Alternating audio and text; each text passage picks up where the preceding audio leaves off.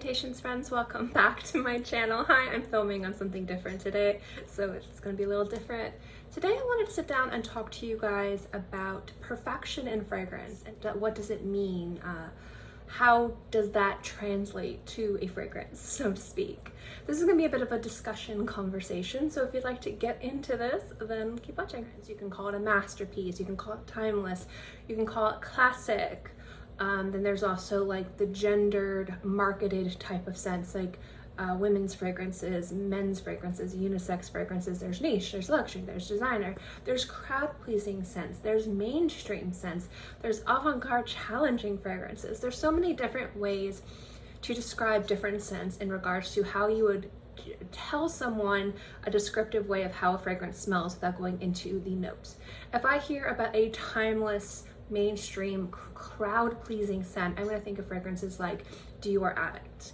It doesn't mean that those fragrances don't have artistry. It just means that the composition of that fragrance is a little bit more normal, a little bit more readily accessible to people. It's not going to be too challenging on people's noses, but at the same time, it's really beautiful. And because of its beauty, it's lasted years and years and years and years and years.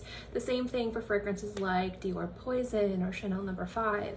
Those are classic scents that to some degree are crowd pleasing because there's a genuine societal agreement that how this smells is universally beautiful. And there's going to be outliers where people think, well, no, it's not really, or I can't stand it. But when it comes down to the majority of people, the majority of consumers that are purchasing and wearing these scents, it's just what they like to smell like. And there's a beauty to that. So I don't think that there's anything wrong with crowd pleasing. But when we think about perfect scents, we have to think about it more than just a timeless, crowd pleasing designer fragrance. Like, what does that word mean? So for me, perfect fragrances are not only just timeless, but they are like the definition of timeless. So it's not just a fragrance that's going to be timeless for 10 or 20 years. It's a fragrance that's going to have a real impact on the fragrance world, how people create fragrances. Like, it has a real impact that's going to last a lot longer than the scent itself. And you see that with fragrances such as Chanel No. 5, a Shalimar, and I would even say La Malve on Jean Paul Gaultier is another fragrance that's definitely stamped, almost branded the community. And the reason why those fragrances have branded the community doesn't just have to do with right place, right time, but they're perfect in how they smell, how they are supposed to linger on the skin, and the type of impression they make to you and the people around you who get to smell the fragrance. They just have so much going for them than being just perfect, beautiful compositions. So obviously I have a few fragrances here, you know, that I was saying. Obviously Chanel No. 5, I have the Eau de Tweed and the Parfum or Eau de Parfum here. These fragrances have long been considered like the headlining sense of fragrance, specifically women's luxury designer fragrances.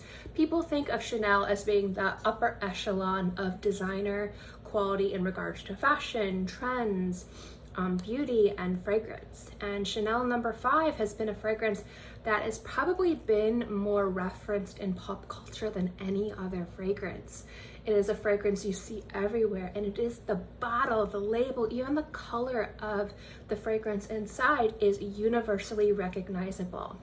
So its identity, its iconic status just in how it looks within like pop culture has always been something that's been larger than life. So not only is it a perfect fragrance, but it is like the umbrella when people think of luxury fragrances. Even though the fragrance in and of itself, when you consider the price of niche and luxury scents, is quite affordable, depending again on where you purchase it and things like that. There are definitely things that can make it more expensive, but if you're looking to get one of these bottles, they are luxury and they are on the expensive. Being accessible is completely different for everybody, but in the world of and the pricing of designer fragrances, it is on par with other fragrances. So that's kind of like what I mean. Like, it's not like you're paying like $300 to $400 to $500 for a bottle of it. It's going to be, you know, around the $150 mark, which is still very expensive for a bottle of perfume. The smell of it too is like the scent that launched 1,000 ships. its beauty, its timeless ability to be classic, sophisticated, but still mysterious and tantalizing has never changed, no matter the trends in fragrance from, you know, like 40 years ago to now. It's still at its core a timeless scent. So not only is it timeless in the way that it smells and how it's evolved over the years, but in its history and its iconic status as a timeless fragrance within just the world of beauty in general and pop culture. It's hard to imagine any fragrance ever taking over Chanel No. 5's spot. And that's kind of like what I'm talking about when I'm talking about timeless scents. It's not just or perfect scents, so to speak. They're perfect in every category in regards to how they reference culture, how they reference art, how they reference, you know, the fragrance world trends. How do they stand the test of time? And it has to do with a strong foundation. And one could be said that not everyone's going to like Chanel No. 5. That's fine. Everyone's going to have different tastes. But it doesn't smell like just a mainstream, beautiful designer fragrance that you could wear anywhere. It does have a little bit of mystery to it, and it does take a little bit of a maturity to want to smell like this, specifically this day and age with how a lot of people like to smell. We see a lot of people gravitating towards crisp, fresh, I would say almost minimalistic fragrances, and a lot of people view very complex compositions as being something a little bit more mature than they want to wear. People like to smell youthful, they like to get compliments. And Chanel No. 5 is a very complimentary scent, but you're not going to get as many compliments as if you're wearing like a beautiful fresh scent from Marc Jacobs or the newest fragrance from Dior. It's just how people like to smell now is a little bit different than they like to smell before. But till the end of time, maybe not till the end of the time, but for a very long time, no matter how trends change, Chanel No. 5 will be a timeless, classic, and perfect fragrance. And there's a few other fragrances in this list I'm going to talk about too, or in this video. But I kind of just like wanted to breach that to you. Like when I talk about fragrances and when I talk about like fragrances being youthful, being mainstream, being, you know, crowd pleasing. For some people, those can be negative terms in the fragrance community. They're like, I don't want to smell mainstream. I don't want a crowd pleasing scent. I want a signature scent, a worthy, beautiful, amazing groundbreaking fragrance. And sometimes that is such an amazing, you know, journey to go on to find those fragrances. But not everyone wants to smell that way. Some people just want to smell beautiful. They want to they're not too worried about the journey of finding a fragrance. They're worried about the destination. And I think that's where very mainstream, crowd-pleasing designer scents shine. It's like these words are like tongue twisters to me. It's where it shines. It's when you get to go to the store, sniff a few things, and you fall in love with something that's beautiful. And your friends or your partner that's with you smells it on you, and they're like, dang, that smells so good. And then your bias is affirmed, you take it home, you wear it, you love it, and it's just something that you enjoy. There's no wrong way to really find a scent to, what's the word I'm looking for? Participate. There we go. There's no wrong way to participate in this community. You can definitely participate however you want. But when it comes down to fragrances that are timeless, that are perfect, they're a little bit more than just a scent that you fall in love with at the store. There's a little bit more going on to them. Another fragrance that I could easily reference is Guerlain Shalimar. I think this is a beautiful fragrance that, like No. 5, is again one of the most recognizable fragrances. The bottle in and of itself is very recognizable, and it's beautiful, and it just smells good all the time. My personal, and I have an example of a fragrance here that I think hits all the check marks, but is not a perfect scent and definitely won't last the test of time, even though myself, I think this is one of the best fragrances out there. And I've talked about it a bunch, and it's Bottega Veneta. And this is a beautiful, and when I started the tag video, I think it was like a year or two ago, I forget how long ago I did it. I kind of like reimagined like when Jeremy Fragrance was talking about the one fragrance to rule them all.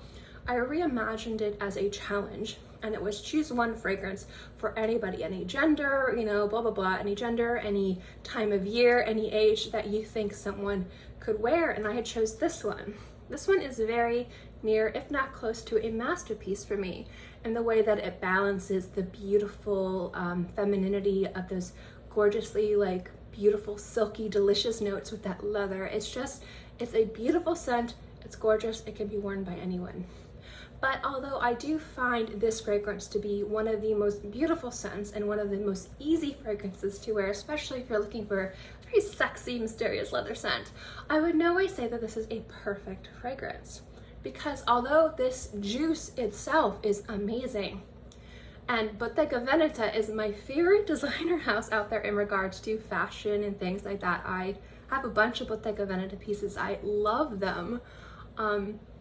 The bottle, the impact that this fragrance has on beauty and the world doesn't stand a chance against other fragrances, not Chanel No. 5, not Guerlain, not Le Male, just some even other fragrances out there that have not been doing it as long, or it just, people forget about it. And for me, a perfect scent is, even though it's perfect and it smells amazing, it has to have more significance within the community. And not just the community of fragrance, but the community in general of beauty and luxury lifestyle. Because let's be honest, fragrance is a luxury.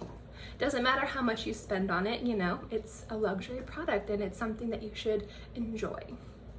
So even though I find Bottega Veneta to be one of the most beautiful fragrances out there, especially if you're a lover of leather, I don't think that the impact it'll have on the community will be something that's remembered. And I can definitely see other fragrances pushing it out of the spot and maybe taking this composition and this beautiful elixir and doing something better with it and doing something new and evocative of the trends of the time. And so even though I love Bottega Veneta, I don't think it's a perfect scent in the idea that it's a classic, timeless icon. And for me, perfection isn't just the juice, it's the entire experience. When you wear Chanel No. 5, when you wear Shalimar, when you wear Le Male, people are going to notice that scent, they're going to recognize that scent, and they're going to have a reaction to that fragrance. They're going to have a memory, or maybe my mom wore that and I loved it, or oh my gosh, that's my favorite fragrance. I have like a picture of it hanging in my beauty room. I just love the bottle, it's so iconic. Like, there's more reactions to it than just scent. And that's kind of like what I'm looking for when I describe a perfect fragrance. Obviously, I've talked about Le Male, and the reason why this particular fragrance I'm describing as a perfect scent has more to do with the impact it's had on the community rather than the juice itself. It has a fantastic juice. I love this. This is one of the sexiest men's fragrances. I love this fragrance. I own it, I wear it, I love it. But this had a huge impact in and of itself in the community when it came out. It definitely changed a lot of the ways that designer fragrances for men were done. And one could be said that another fragrance that I think is very timeless and effortless and endless, but isn't a perfect scent because it doesn't have the staying power in regards to iconic recognition, is, believe it or not, Green Green Irish Tweed. I love this scent. I wear this all the time. It is so good. But there's something about this fragrance that doesn't click with everybody in regards to being more than just an amazing scent. And it does have to have that staying power or kind of inspiration to inspire the fragrance community to do better, to change, to grow, to try new things, or to go back to the classics, because even though it hasn't changed much, it's still perfect. If I had to choose one fragrance that isn't a perfect fragrance, but I think is deserving of way more love and attention, even though I've heard that it's no longer being made, my heart, it's Tiempe Passate from Antonias Flowers. Not only is the bottle distinct and beautiful, I've seen several different people get this tattooed on them. So it has staying power, you know. I don't see many people get tattoos of fragrances other than, you know, those vintage style perfume bottles or fragrances like Shalimar and No. 5. The fact that I've seen on different people them having such a love for this scent and love for the beautiful bottle and its timeless beauty of how it smells, like, it had the potential to be something that is like iconic instead of the test of times. I believe the fragrance, the bottle, just everything about this. It wasn't mainstream, which is why it's not, but I've seen people's reaction to the scent, and their reaction to that fragrance is dang near close to how people feel about Chanel No. 5 and Shalimar at times. So it had the potential to be it, but it just didn't meet all the high expectations that it needed to be in regards to like widespread love and attention. But there's some very real lovers of this fragrance to the point where they would get it tattooed on their body, and I think that's amazing. At the end of the day, this term perfect fragrance is just a topic idea that I came up with. This doesn't mean that these fragrances are perfect. It doesn't mean that these fragrances really have the impact that I think that they do. Everyone has their own ideas and opinions when it comes to scent and how scents have made an impact on the community. But as somebody who off and on for a very long time has been collecting fragrances, sold fragrances, I can tell you what I've seen people, how they react to these fragrances with their friends, how they react to these fragrances when they're looking for a beautiful gift for somebody and they're like, oh my gosh, my friend loves this. Just how they gravitate towards these types of scents. Because a lot of time it doesn't just have to do with how the scent smells, it has to do with the entire experience and the impact that purchasing this fragrance will leave on them. If somebody loves Chanel, I think opening a box of Chanel perfume, whether or not they wear perfume, would make them very happy because they're being given the gift of luxury. They're being given the gift of Chanel No. 5. Even if it's something that they don't wear very often, it's the entire experience for them is something that they'll definitely remember. For a lot of people, not everybody. And I think the same can be said for other fragrances on this list. I think perfect fragrances is, everybody has a different definition of it, but for me personally, I feel like it's a fragrance that doesn't just smell perfect, but it has a lasting impact on the fragrance and beauty community, and in some cases pop culture as well. And it's very hard to find fragrances that actually do that and hit every mark in every category. So that is my discussion talk rambling on what a perfect fragrance is with examples. I hope you enjoyed this video. I'd love to know what you guys think a perfect fragrance is. What is your definition of something that is perfect as in the community? It obviously does not have to be the same opinion as mine because again, this is an opinion piece, but I'd love to know what you guys think.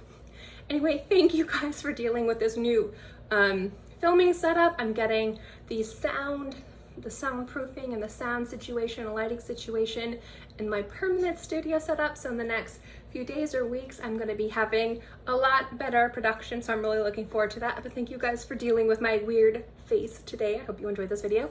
And don't forget to like and subscribe. And again, let's continue this conversation. What do you guys think a perfect fragrance is? As always, guys, thank you so much for watching this video. I hope you enjoyed it. There we go. I hope you guys are all happy and healthy and have a great day, month, year, whatever. And I'll see you next time. Bye.